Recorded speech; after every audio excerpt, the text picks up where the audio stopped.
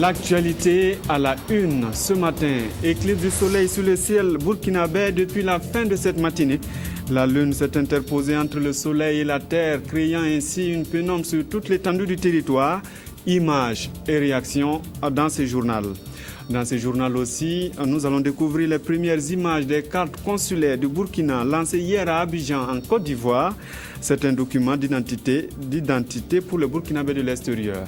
Bonjour et bienvenue au 13h15 de la télévision du Burkina.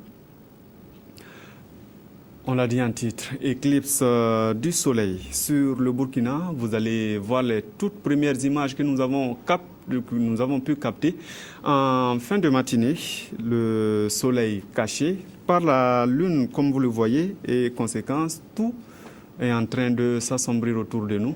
Nous allons revenir avec les explications, mais le phénomène ne concerne pas seulement le Burkina.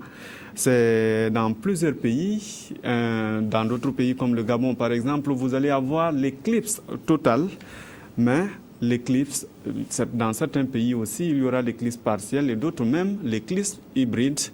Les informations dans cet élément.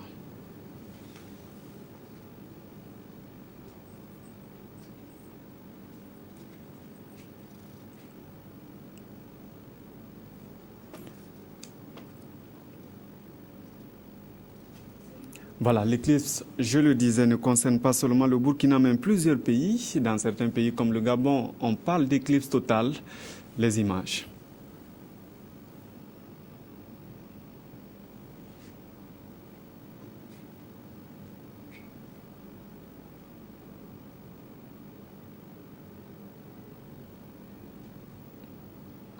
En certains endroits, le soleil sera entièrement caché par la lune et en d'autres endroits, on pourra voir comme un anneau de lumière autour du disque noir de la lune. Cette éclipse sera visible depuis la côte est américaine, le sud de l'Europe, mais surtout depuis le continent africain. La plupart des gens pensent que la lune mange le soleil, explique cet astronome kényane, d'où une telle obscurité en plein jour. Pour un astronome, c'est une super occasion pour sortir son télescope. Cela nous permet de repenser les connaissances traditionnelles à partir de données scientifiques. On voit que la Lune se place entre le Soleil et la Terre et tous les trois se trouvent parfaitement alignés. Le phénomène ne dure que quelques secondes, au mieux quelques minutes. Mais selon les spécialistes, il ne faut pas regarder l'éclipse à l'œil nu, mais porter des lunettes spéciales.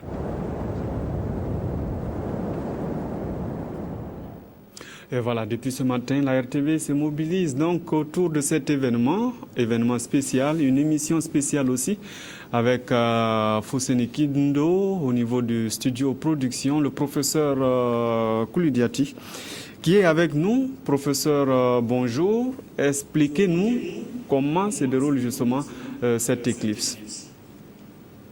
Et bonjour, comme vous l'avez entendu tout à l'heure, c'est suffisamment simple. Il se trouve qu'à un moment donné, la Terre, la Lune et le Soleil sont alignés. Lorsqu'ils sont parfaitement alignés, la Lune occulte toute partie de la lumière du Soleil qui tombe sur la Terre. Lorsque la Lune occulte toute la lumière qui tombe sur la Terre, on parle d'éclipse totale. Lorsque c'est partiel, ça peut être une éclipse partielle, mais lorsque c'est judicieusement aligné et que la Lune, comme elle est plus petite naturellement que le Soleil, alors nous avons une éclipse annulaire. Autrement dit, nous avons un disque noir au centre et puis tout autour, naturellement, des lumières vives qui sont les rayonnements du soleil qui ont pu ne pas être arrêtés par cette position de la Lune. Donc voici comment ça se déroule. Effectivement, en tous les points de la Terre et en tous les points d'Afrique, on ne verra pas le phénomène de la même manière, puisque la Lune se déplace. On l'a dit, ça dépend, dans certains pays c'est de quelques secondes, mais même s'il y a éclipse totale, ça ne dure jamais plus de 8 minutes. C'est exceptionnel qu'une éclipse dure 8 minutes. Donc c'est pour cela que le ciel va s'assombrir, nous n'aurons plus beaucoup de lumière. Et c'est le phénomène qu'on va observer dans tout le Burkina à des degrés divers et au maximum à Banfora. Voilà, même professeur, pourquoi on ne devrait pas regarder justement, qu'est-ce qui fait qu'on ne doit pas regarder alors que tous les jours nous avons le soleil qui frappe en tout cas sur la tête, qu'on a l'habitude de regarder. Pourquoi spécifiquement aujourd'hui on ne doit pas regarder cette éclipse-là? Non, Ça m'étonnerait que tous les jours, quand vous levez, vous regardez le soleil. L'homme ordinaire, quand il se lève le matin, c'est parce qu'il fait jour, il ne lève pas la tête au soleil. De toute façon, éclipse ou pas éclipse, il n'est pas bon de regarder le soleil. Parce que le soleil nous envoie de la lumière. C'est des grains de lumière qui arrivent, des photons. Donc à partir de ce moment, en fonction de longueur d'onde, nous avons tout un spectre du soleil. Nous avons des infrarouges, nous avons des ultraviolets, nous avons la lumière visible. Et justement, il y a le cristallin qui est là et qui nous protège. Le cristallin réussit à tamiser les lumières nocives, ces grains de soleil qui arrivent dans nos yeux. Donc, si vous regardez, le cristallin n'est plus capable de nous protéger et naturellement, ces trois rayonnements attaquent la rétine et qui peut amener en fonction de la durée pendant laquelle vous regardez le soleil, je dis bien le soleil, pas nécessairement le phénomène dont on parle aujourd'hui, peut vous amener à un problème donc réversible ou irréversible. Donc aujourd'hui, pourquoi il ne faut pas regarder? Parce que c'est un jour exceptionnel. Tous les jours, il y a le soleil, c'est normal, ça ne préoccupe personne. Mais le jour où justement, quand il devrait avoir beaucoup de soleil, il n'y a rien. On se demande pourquoi, et c'est là que ça attire l'attention, l'éclipse attire l'attention, et les gens regardent en haut. Et quand ils regardent, naturellement, les rayons de soleil qui sont visibles peuvent nuire justement au système de l'œil. Oui, mais professeur, à quel moment il ne faut pas regarder? À tout moment, il ne faut pas regarder. Si on regarde, il faut se protéger. Il faut se protéger les yeux à partir de lunettes certifiées. Pas des lunettes dites de soleil. Pas comme à Ouéguya avec des tessons de bouteille. Pas avec autre chose, même pas, j'allais dire, avec les lunettes de soudure, puisqu'on pourrait dire que ça peut marcher, mais ça dépend de la qualité des lunettes que portent les soudeurs. Donc c'est pour cela que je dis, ne regardez pas. Si vous voulez regarder, regardez avec des lunettes. Sinon, comme le gouvernement a demandé aux populations de prendre leurs responsabilités en restant chez eux et en ne prêtant pas une attention particulière à ce phénomène, eh bien, je dis à cette population, regardez à la télévision, regardez sur la TNB. La TNB retransmet pour vous pendant toute cette durée que va prendre justement ce phénomène. Et elle va retransmettre pour vous et avec des explications de techniciens qui viendront ici pour que, en même temps que vous voyez l'éclipse, et en même temps vous avez des explications. Merci, professeur, pour la publicité en tout cas. La suite du journal, puisqu'on va vous retrouver tout à l'heure avec Fossé Nikindo et Karim Patrick Namouano pour la suite de l'édition spéciale Éclipse solaire.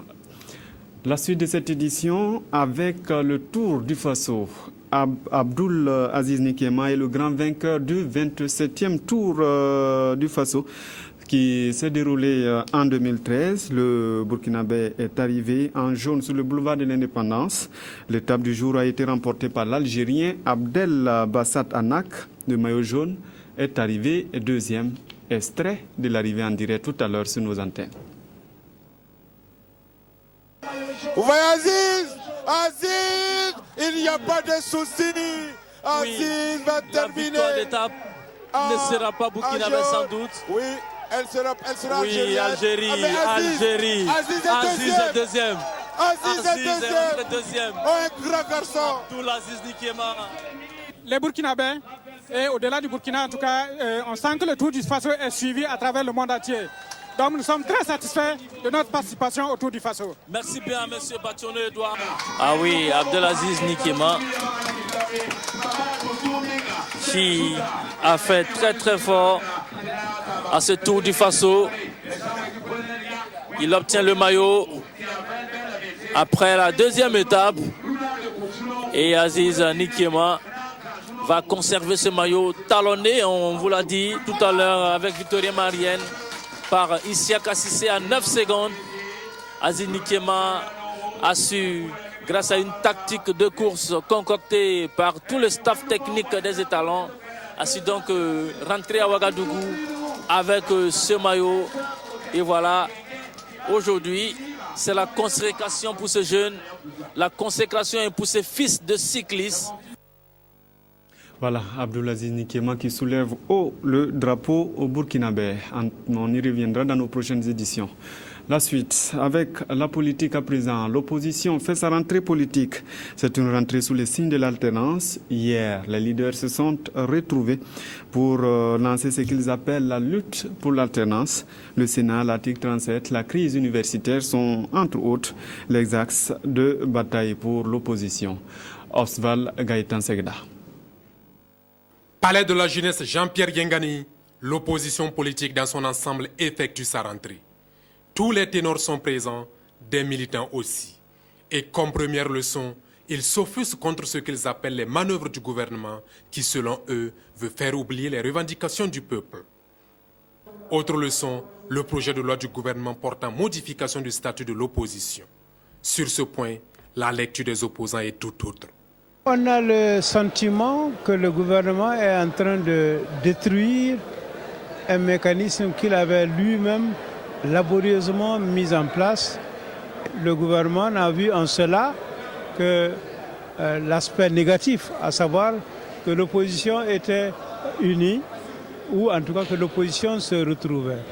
Moi je pense que c'est dommage parce que déjà, comme je le disais, il y a plusieurs pays voisins qui étaient venus pour s'inspirer de cet exemple-là.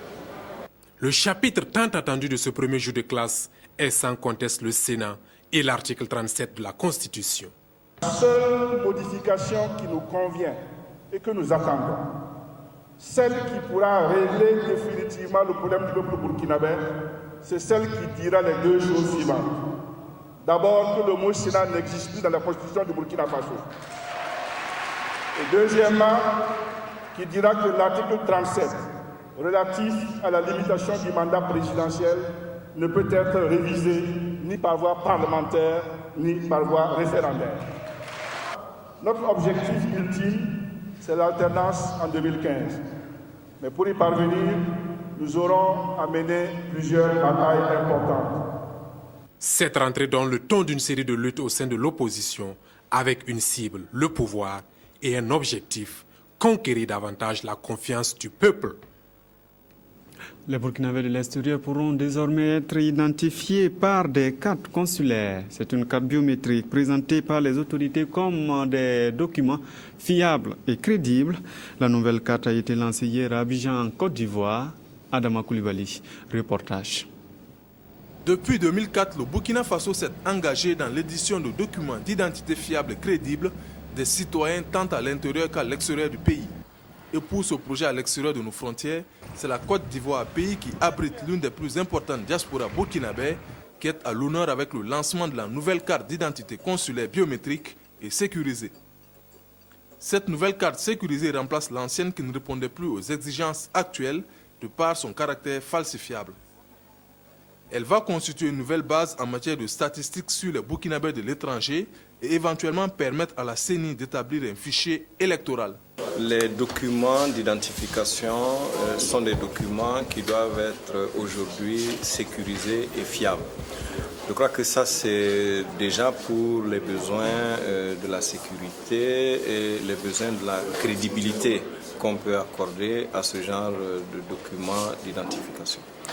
Mais ensuite et surtout, le système de délivrance de la nouvelle carte consulaire va permettre de générer une base de données fiable pour les besoins de nos deux administrations. Les administrations de l'État de Côte d'Ivoire et celle du Burkina Faso. Aujourd'hui, nous avons des statistiques qui ne sont pas fiables. On entend dire qu'il y a tant de millions de Burkinabés vivant en Côte d'Ivoire sans que personne ne puisse, sur la base de données statistiques fiables, le prouver. C'est le groupe SNEDAI qui a été désigné pour la confection de ces cartes consulaires biométriques. En s'acquittant de ses droits, soit la somme de 7 000 francs CFA, tout Burkinabé vivant en Côte d'Ivoire peut bénéficier de cette carte au bout de 3 jours s'il se fait enrôler dans un consulat et une semaine par les équipes mobiles. Et déjà, des dispositions sont prises au niveau de la représentation diplomatique burkinabé en Côte d'Ivoire. Nous travaillons en partenariat avec la société SNEDAI, connue pour son expérience, sa connaissance du terrain, sa connaissance de la communauté, son professionnalisme. Et ils vont mettre en place des équipes techniques fixes et mobiles qui vont permettre au niveau des consulats, mais au niveau de tous les départements et préfectures et sous-préfectures de Côte d'Ivoire, à notre communauté d'avoir accès à ces équipes mobiles et de pouvoir, n'est-ce pas, se faire enrôler. Il faut noter aussi l'implication de tous les acteurs de la communauté, naturellement les consulats, les notables, et les délégués CSBE, les délégués consulaires. Pour le coût de la carte, des voix s'élèvent pour sa révision à la baisse. Une situation qui, selon le ministre d'État, ministre des Affaires étrangères, est à l'étude. Le coût de 7 000 francs est un coût qui a été arrêté et qui figure dans le décret qui porte sur la tarification des actes consulaires. Mais c'est le même coût partout. Et vous savez que la biométrie coûte excessivement cher. Vous avez vu l'ensemble des moyens qui ont été mobilisés pour identifier de manière convenable les Burkinabés. Naturellement, notre souci est de faire en sorte que l'ensemble des Burkinabés soient identifiés. Si la question du coût est un obstacle, évidemment, nous sommes prêts à dialoguer avec les différentes structures, avec les consulats généraux, les consuls honoraires, pour voir dans quelle mesure nous allons mobiliser en tout cas le maximum de Burkinabés pour adhérer à cette opération de carte consulaire. Et pour le bon déroulement de l'opération dans les consulats d'Abidjan, de Bouaké, de Soubré et sur toute l'étendue du territoire ivoirien, il a été procédé à la remise de 200 motos et plusieurs véhicules de type 4x4. Le coût et la durée de validité de cette carte qui est de 3 ans ne devrait pas constituer selon le gouvernement un obstacle au principe un Burkinabé, un document d'identité fiable où qu'il se trouve.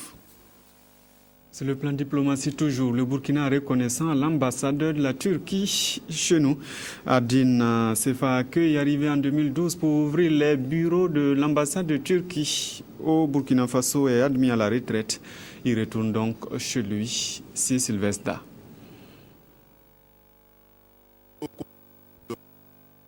Il y avait aussi les membres du gouvernement et ceux du corps diplomatique, tous présents à ce dîner pour dire au revoir à l'ambassadeur de la Turquie, admis à la retraite et qui s'apprête à quitter le pays des hommes intègres.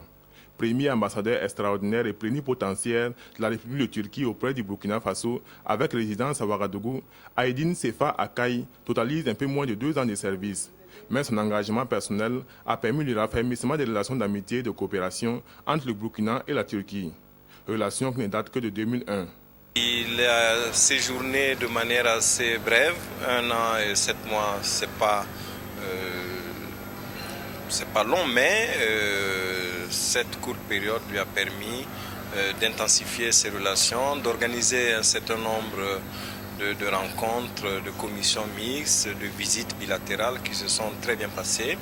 Et j'avoue que, quoique partant pour la retraite, il restera très certainement un ambassadeur du Burkina Faso en Turquie. En reconnaissance de toutes ses œuvres, l'ambassadeur Aydin Sefa Akeuil est élevé au rang d'officier de l'Ordre national du Burkina. Des présents lui sont également offerts. Tout cela au nom du peuple burkinabé et de ses dirigeants.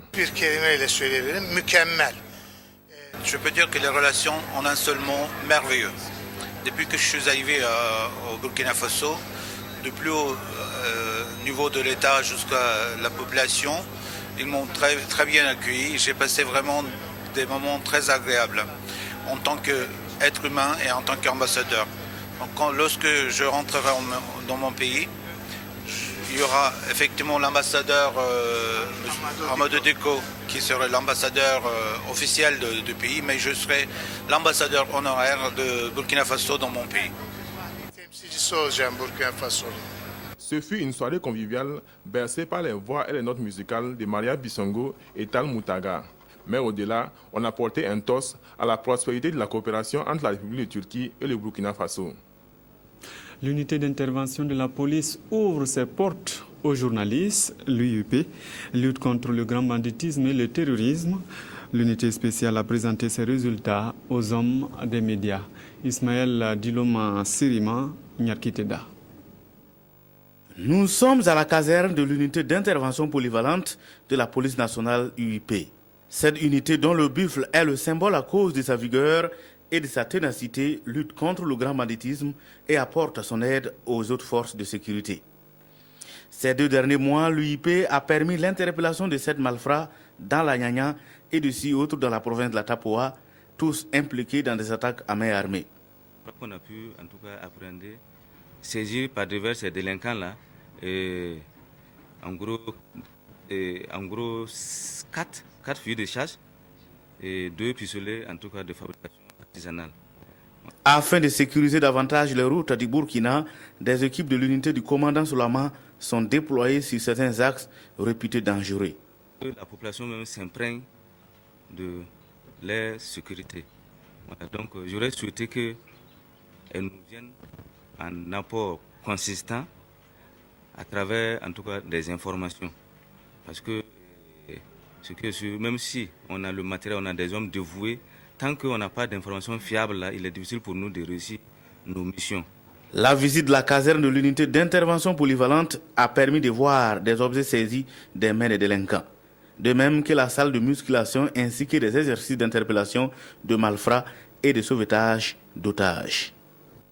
La tournée de l'artiste musicienne Rovan a pris fin ce samedi à Bobo-Dioulasso grâce à un concert live. Maman Rovan, comme on l'appelle, est allée communier avec le théâtre de l'amitié. Karim Sissé. Depuis le début de la carrière solo de Rovan en 2005, ses fans bobolais attendaient ce jour. Voir la diva de la musique burkinabé sur scène en live. Aujourd'hui, c'est chose faite. Rovan en concert 100% live pour la toute première fois à la cuvette du théâtre de l'amitié de Bobo-Dioulasso.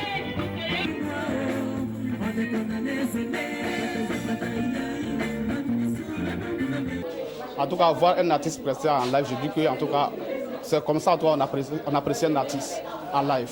Voilà, en tout cas, j'ai assisté à un concert très bien. Pendant plus de 2 heures d'horloge, cette avocate, défenseur de la cause féminine, a égrené les différents titres de ses 4 albums. Sa voix mélodieuse et sa vivacité sur scène n'ont pas laissé le public indifférent. Un public qui a entonné quelques chansons et même esquissé quelques pas de danse avec leurs stars. La joie se lisait aisément sur les différents visages et même sur celui de la marraine.